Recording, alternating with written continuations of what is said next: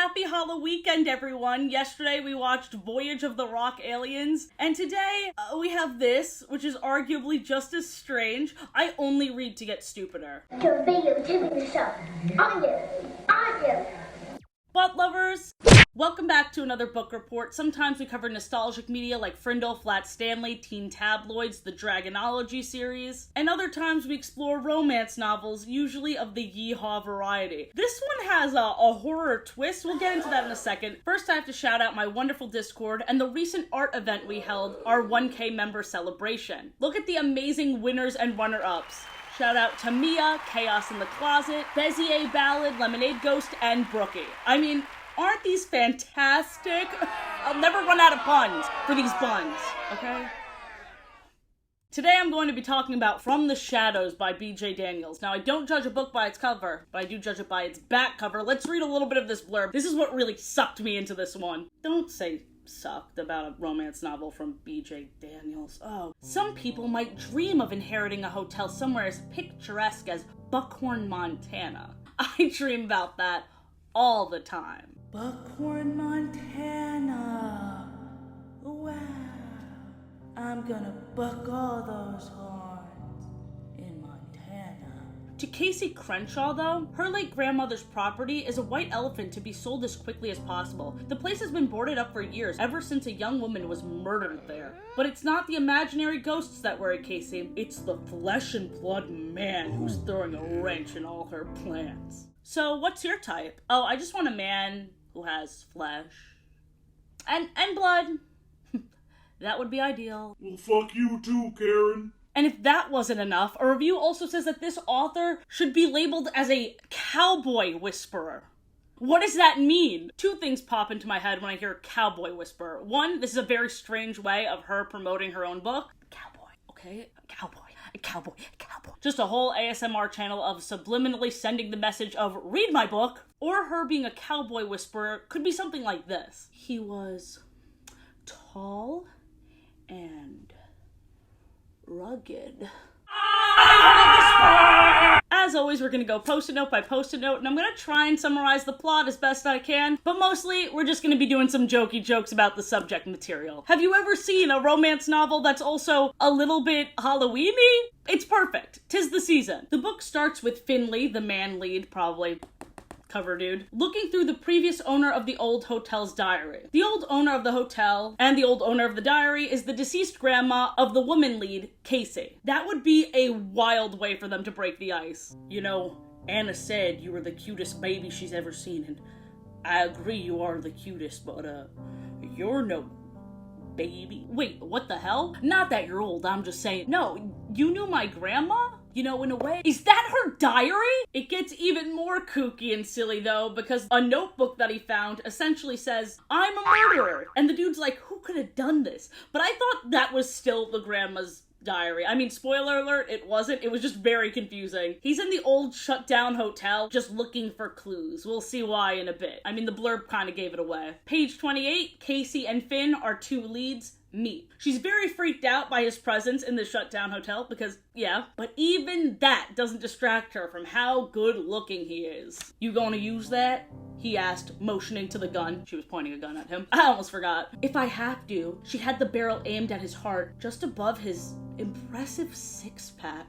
These books get so, I'm gonna say corny, at the weirdest times. She held the knife to his throat, you know, to kill him. She noticed his Adam's apple, and in that moment she wished she was Eve, taking a bite of Adam's apple. You know? I don't know. Also, he's a billionaire, because of course he is. The rugged good looks of a working class man, but he's rich. Now with the classic chapter perspective switch, we can hear his attraction to her. Quote, he noticed that she was frowning as if deep in thought. She was so damned cute. Not as cute as she was in the photographs he'd seen of her in her grandmother's albums when she was a girl, but still adorable under her strong, sexy woman exterior. Wow, that couldn't have been phrased any weirder. It was literally my joke from like 2 post-it notes ago, but worse. I agree you are the cutest, but you're no baby. How did I predict that? This book throws so much at us right away. This is how far I was, and I had to process the information that someone invited all the hotel's ex-employees for a reunion. Never heard of a job doing that. And on top of that, it was a murder reunion. The reunion of when Megan, one of the employees, was killed.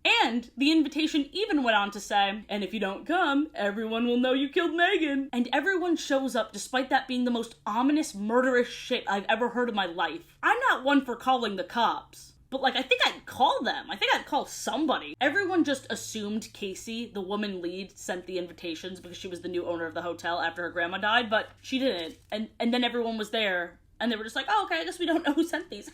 Survival instincts of an actual walnut. We are introduced to all the ex-employees. Chapter 5 introduces us to Dr. Cloud, and through his perspective, we hear how much everyone hated Megan. You know, the girl that was murdered? Megan had been a poison she'd injected into each of them, preying on their weaknesses, and then using those same weaknesses against them. She'd gone for the jugular and hadn't spared any of them. It was no wonder one of them had finally snapped and killed her. So imagine all these people just gathering at a hotel and, like, celebrating. It's weird. It's been 10 years. Go to therapy, perhaps. This video is sponsored by my left butt cheek. Anyway, we have a perspective switch to Jen. She had/has a crush on Cloud, the first guest revealed, and Jen hates Megan even more than he does. Just in case I run into Megan's ghost, I want to look really good. I have a final score to settle with that bitch. So that makes her sound suspicious, right? But with every perspective shift, each character section ends with something ominous like that. Like, no one expected him. Idiots. Or, she was innocent. Or was she? Or, I think this was a direct quote actually, I had the last laugh. If the killer isn't one of the 9 people at this reunion, I'm going to lose it. The only 2 level-headed people not looking for vengeance against a literal corpse are our 2 main leads, billionaire Finn and hotel inheritor Casey. Where are they anyway? Our main characters are at a cafe. Finn explains his tragic backstory and why he ran away and escaped in this abandoned hotel. First, he was orphaned at 33. And even worse than that, quote, I was alone with too much money and too much time on my hands. I've literally never heard something more sad in my life. If only I could take the burden from this poor brave prince. Not poor brave, this rich brave prince. It was revealed that Megan's murder was the last thought on Casey's grandma's mind before she died, and she made Casey promise her she'd find the killer. Kind of a fucked up thing to put your granddaughter up to. And when I'm gone, just remember. I know, Grandma, I know, you'll always love me. What? No. There's a serial killer on the loose, and you need to find her for me. No further questions. I am dead. Up until this point, our man lead, Finn, said he only knew dead Megan from the job she got before the hotel, but right here on page 69 of all pages, nice, he reveals he was in love with Megan. And just like that, the mood is ruined. This guy is a walking red flag. Oh, you read through my grandma's diaries and you're in love with the dead bully ghost? I've seen enough. Roll credits, Finn. You see, that joke's funny because Finn is at... Finn is said at the end of movies, but it's also his name. Let's go over our quirky cast. All the employees are here. The group other than our soon-to-be lovebirds Finn and Casey are Dr. Cloud, ex of Jen and dead Megan, Jen, the ex of Claude, and best friend of Shirley, Ben, who used to be a nerd. He came just to be like, look at me, I am doing big important things. Alright, you all overlooked me, but I have a good life. It screams confident. Jason, who our leading woman Casey used to be in love with, and he also dated Megan. And then there's Devlin and Patience. And I'm running out of patience. Way too big of a cast in my opinion. What is this, Game of Thrones? I can't keep track of all this shit. Speaking of stressful, chapter 12 ends with the reveal that someone put explosives in the hotel to kill everyone. They're bombs. Oh. No character perspective is revealed to us like with the other sections. Nope, this information is just dropped and the story continues. I'm so stressed out. What if the rest of these pages just says boom in a big font? They can't do this to me. Casey and Finn haven't even kissed yet. Also, that very threatening section ends with the bigger they are, the harder they fall, which could be intimidating if my stupid-ass brain didn't finish it with these biggity boys and diggity dogs. I got them like Miley Cyrus clothes off, twerking in their bras and thongs, Timber. Goddamn Pitbull, Mr. Worldwide, always on the brain. After we are delivered that truth bomb, about the literal bombs. The fact that it even sprinkles in weird romance novel-isms is so strange. It had been so long since she'd met someone who'd spurred anything close to desire in her, but she was human, and Finn was so wonderfully male. Is the bar for straight women really this low? Wonderfully male?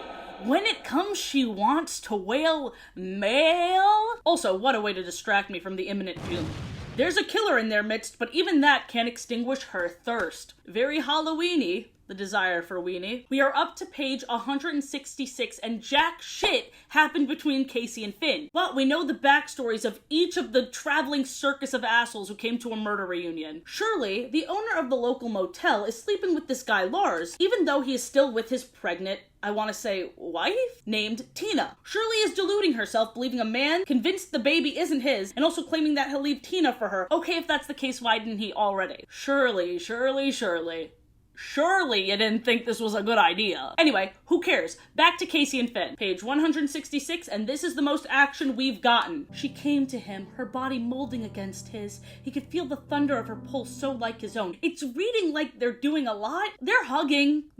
He wanted this woman with every fiber of his being. He looked into her eyes. She wanted to trust him, but even though he could see that she was afraid she shouldn't, desire flamed in those blue eyes. The door to the room slammed closed as if caught by the wind. It was as if Megan had brushed past them both, coming between them. They were just standing there, awkwardly hugging, in dead Megan's old room. Are you serious? That's not what it looks Right in front of my salad? Page 213, they finally kissed, with some hilarious pre-kiss last words. Oh hell, like he gave up holding himself back. He goes, oh hell. And on top of that, after the kiss, he just monologues an absolute word vomit tirade about how much he loves her despite them only knowing each other for 3 days. And the atmosphere is the least romantic thing imaginable. I've been wanting to do that from the first time I saw you stand in my bathroom holding a gun on me, Finn said, his voice thick with desire. He encircled her in his arms, drawing her into him as his mouth dropped to hers. Boom. His voice was rough with emotion as he said, I'm not gonna let anything happen to you. He cleared his throat.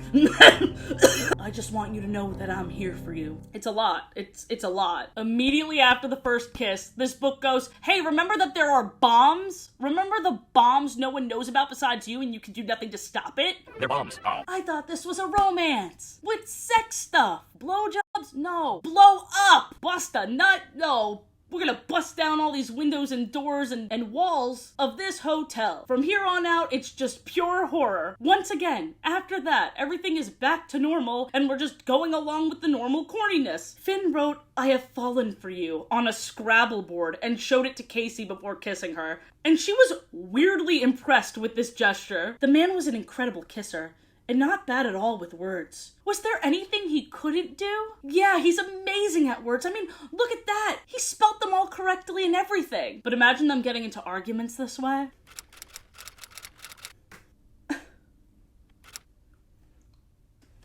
They did it! On page 232, they did it. I'm being as censored as possible. But when I say it, I mean they're doing each other.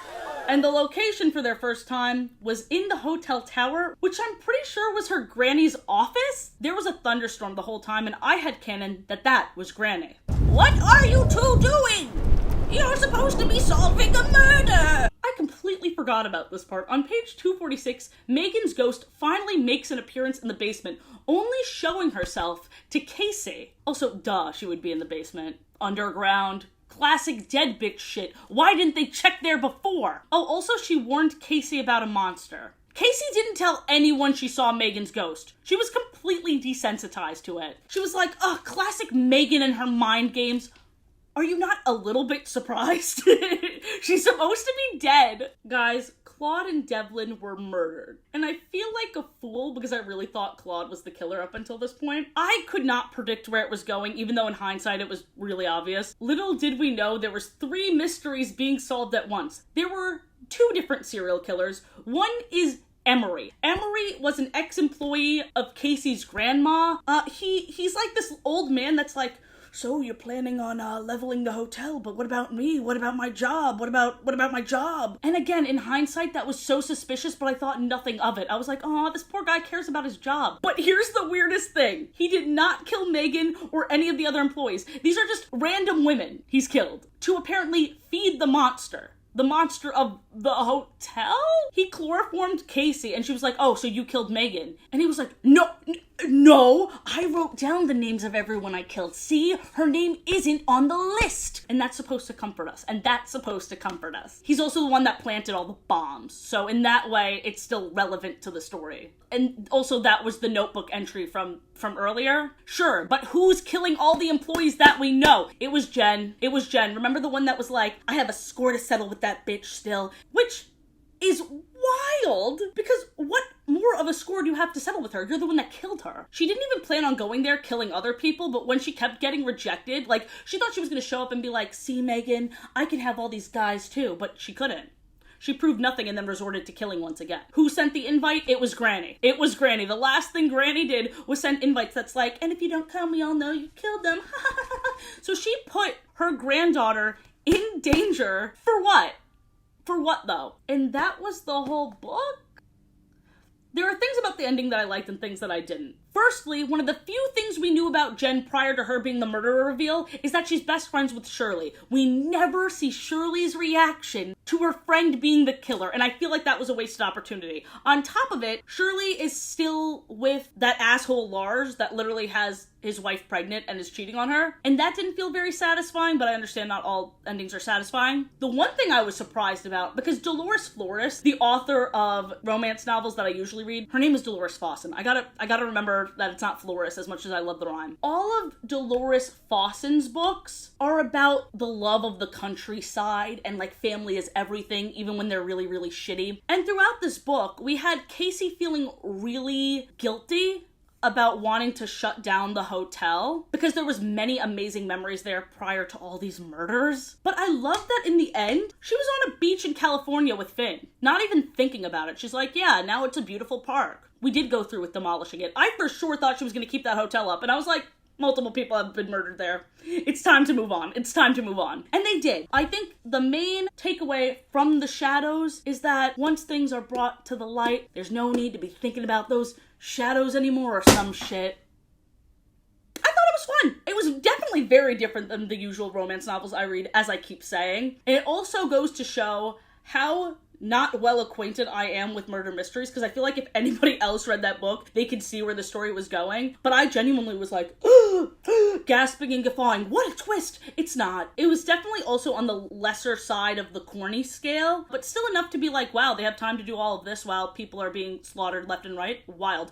Also, there was this guy named, sorry, one more thing before we leave, because this was such a weird detail to include. This guy, Jason, a little bit of a womanizer. He used to go out with Megan, was clearly still hung up on her, and also was the ex-ish of Casey. It was revealed that he's like weirdly kinky, and he's like, yeah, girls like it when I'm rough with them until they don't. Clearly being like that he goes too far with it. I thought that would mean that he's the killer, but he wasn't, and he was killed by Jen. And not even in an empowering way where she's like, you're not gonna do that with me, bitch.